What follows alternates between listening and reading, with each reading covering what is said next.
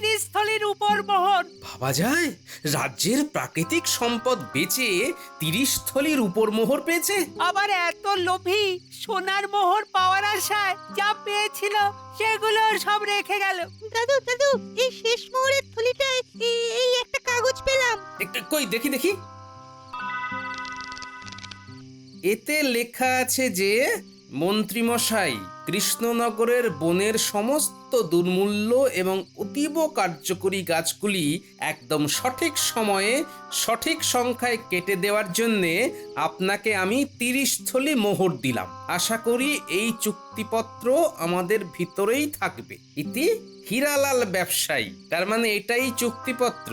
হ্যাঁ, এইটা দিয়েই ওনাকে কাল সকালে ফাঁদে ফেলবো। তাহলে আমরা শুয়ে পড়ি দাদু। হ্যাঁ হ্যাঁ, শুয়ে পড়।